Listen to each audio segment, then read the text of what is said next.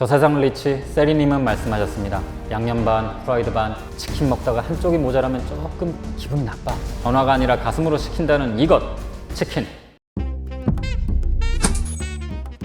누구나 마음속에 치킨 랭킹 탑 3 정도는 품고 있을 겁니다. 치킨 프랜차이즈 매출 기준 1위는 교촌치킨, 2위는 BHC, 3위는 BBQ입니다. 마리당 2만원씩 잡으면요, 매일 교촌치킨만 5만 마리씩 팔린다는 겁니다. 괜히 치킨공화국 얘기가 나온 게 아니죠. 1위 교촌치킨은요, 최근 코스피 상장으로 투자 재원도 늘리고 변화도 시도하고 7년째 현재 왕좌를 지키고 있습니다. 넘사벽이에요. 그런데 2, 3위는 치킨이 아니라 피를 튀기고 있습니다. 계속 싸웁니다. 형사소송, 인사소송 아주 난리거든요. 그런데 사실 BHC와 BBQ는 원래 한솥밥 먹던 한 지붕 가족이었습니다. 어떻게 이렇게 된 걸까요? 알고 먹으면 더 맛있는 식탁 경제 이야기, 돈슐랭 가이드 김밥이입니다. 오늘 치킨 프랜차이즈 매출 빅3 브랜드, 이 새 치킨에 대한 재밌고 살벌한 이야기 떠먹여 드리려고 합니다.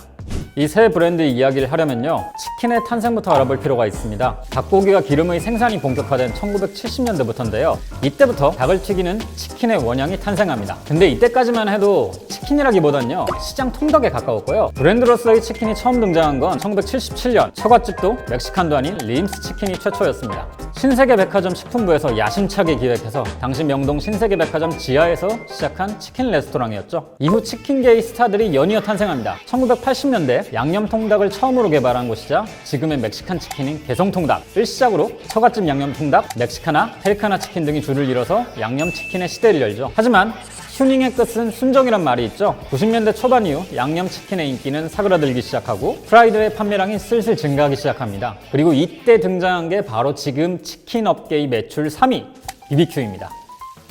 BBQ의 윤홍근 회장은요, 구미원, 현 대상그룹이죠. 이 그룹에서 일하던 분이었어요. 이 미원은 94년에 무리하게 설비 투자를 했다가 부도가 난 닭고기 업체 마니커를 인수합니다. 그리고 이때 윤홍근 회장이 영업부장으로 마니커의 발령을 받았던 거죠. 막중한 임무였습니다. 마니커가 이때는 진짜 가시밭길이었거든요. 하루 5만 마리를 판매하다가 1만 마리로 뚝 떨어졌는데 그때 윤홍근 회장이 판매량을 6개월 만에 다시 끌어올리는 데 성공한 겁니다. 그런데 아무리 팔아도 12만 마리가 최대인 겁니다. 그래서 생각한 아이디어가 단순히 닭고기만 판매할 것이 아니라 치킨 프랜차이즈를 만들어보자 라고 한 겁니다. 그래서 여차저차 기획안을 올렸는데요, 바로 까입니다. 미원이 이 효자템을 대차게 깐 이유, 먼저 대기업인 미원이 소형 프랜차이즈 사업에 뛰어들면 그룹 이미지에 좋지 않다는 게 첫 번째 이유였고요. 그리고 소형 치킨 프랜차이즈는 이미 포화 상태란 게 당시 미원그룹의 판단이었습니다. 결국 이 프랜차이즈 사업은요, 윤홍근 회장이 회사를 나와서 시작하게 됩니다. 어쨌든 첫 매장을 오픈한 BBQ는 그야말로 초대박이 납니다. 오픈한 지 7개월 만에 100호점을 넘어버리고요, 그해 말에 200호점을 돌파합니다. 어떻게 단시간에 이렇게 많은 가맹점을 낼 수 있었을까요? BBQ의 초기 타겟은요, 고객이 아닌 명예퇴직한 직장인이었습니다. 흔히 명퇴라는 게요, 외환위기 이후에 등장했을 거라고 생각하지만 사실 94년, 95년부터 주요 대기업들은 이미 명예퇴직 제도를 실시하고 있었습니다. 당시 나이든 직장인들은요, 명예퇴직을 신청하고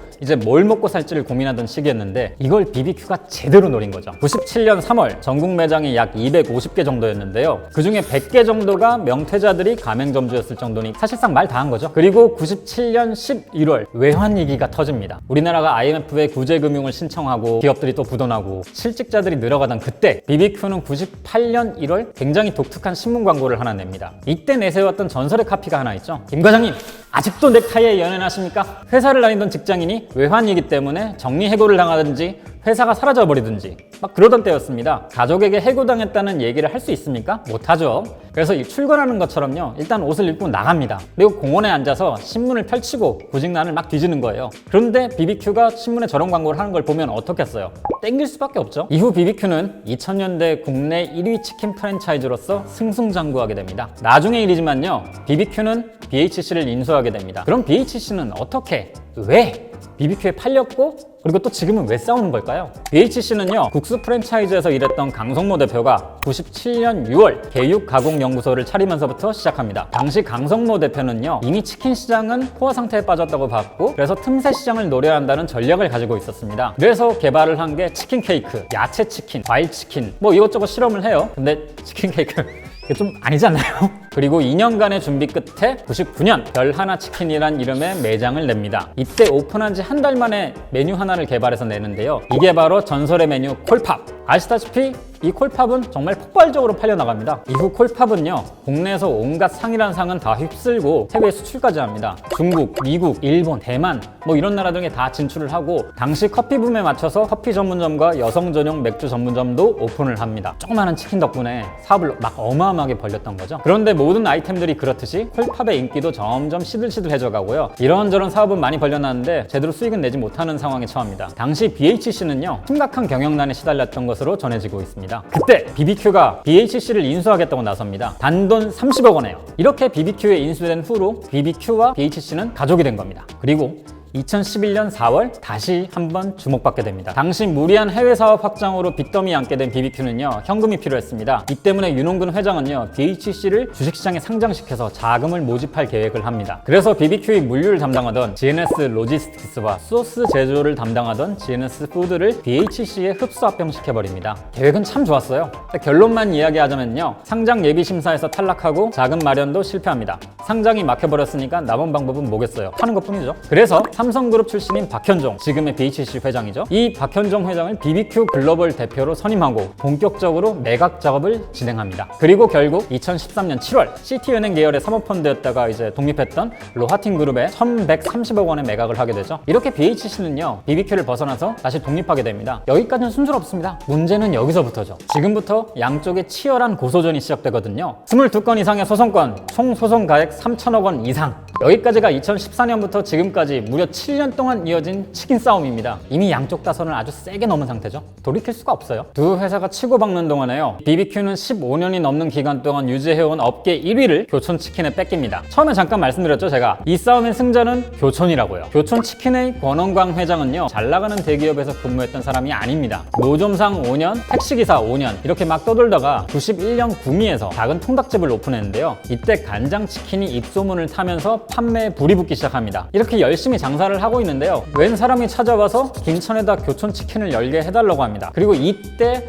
권은광 회장이 프랜차이즈 사업을 시작해야겠다 라고 결심을 했다고 합니다. 고심 끝에 95년 대구에다가 프랜차이즈 본사를 차리고 본격적인 교촌치킨 영업을 시작했던 거죠. 그리고 이때만 해도 사실 치킨은 한 마리를 그냥 통째로 다 파는 거였어요. 근데 윙만 따로 파는 골드윙을 최초로 내놓으면서 또 교촌치킨이 또 인기를 막 끌어모은 거죠. 그렇게 교촌치킨은요, 대구, 경북을 넘어서 98년도엔 충청도와 강원도까지 점포를 확장해 나갑니다. 교촌치킨이 수도권에 들어온 건요, 좀 비교적 늦은 2002년이었습니다. 그리고 이때부터 교촌치킨의 전성기가 열립니다. 2003년 1월에는요 500호점을 돌파했고요. 그리고 12월에는 1000호점을 돌파하는 엄청난 확장 속도를 자랑했던 거죠. 교촌이 했던 파격적인 홍보 중에 이런 것도 있었습니다. 예전에 학교 앞에서 간장치킨 한 조각씩을 나눠주는 그런 이벤트를 했었거든요. 전단지도 아니고 치킨 한 조각을요. 막 수업을 듣고 이제 나오는데 배고프잖아요. 근데 앞에서 치킨 조각 한 조각씩 나눠주고 있는 겁니다. 아무튼 이렇게 잘 나가던 교촌치킨도 조류독감이라는 거대 난관을 만납니다. 2004년엔 역대 최악 1,800억 원 가량의 피해를 남겼었습니다. 그리고 이때 교촌도 두 손 두 발 다 들었던 거죠. 더 이상 가맹점을 받지 않기로 한 겁니다. 물론 지금은 가맹점을 받기는 하지만은 아주 까다롭게 받는 것으로 유명합니다. 교촌치킨의 가맹점 수는요, 2019년 기준 1,162개, BHC와 BBQ보다 가맹점 수는 적지만은 매출은 500억, 1,000억씩 많은 겁니다. 매장 수를 확 늘리지 않았기 때문에 2000년대엔 BBQ에 밀려 만년 2위였지만은 2014년엔 1위에 등극합니다. 하지만 교촌도요, 다양한 이슈들이 있었는데요. 그 중에서 가장 말이 많았던 거는 2018년 유료 배달 서비스를 처음으로 시작했을 때입니다. 그 당시 네티즌들 사이에서는요, 난리가 났었습니다. 치킨 가격도 점점 오르는데 배달비 2,000원까지 붙었으니까요. 교촌 측은 배달 운영 비용이 계속 오르니까 가맹점이 피해를 보지 않기 위해서 만든 대안이라고 설명하긴 했습니다. 하지만 사람들의 부정적인 반응이 실적에까지 영향을 끼치기도 했었고요. 교촌이 배달료를 받자마자 BBQ와 BHC가 전주 대비 매출이 뛰기도 했었거든요. 하지만 그 논란도 잠깐이었고요. 교촌은 왕좌의 자리를 계속 지키고 있습니다. 여태까지 보셨으니 아시겠지만은 우리나라가 원래부터 치킨 공화국은 아니었습니다. 치킨 공화국이 된 것은요, 치킨업계가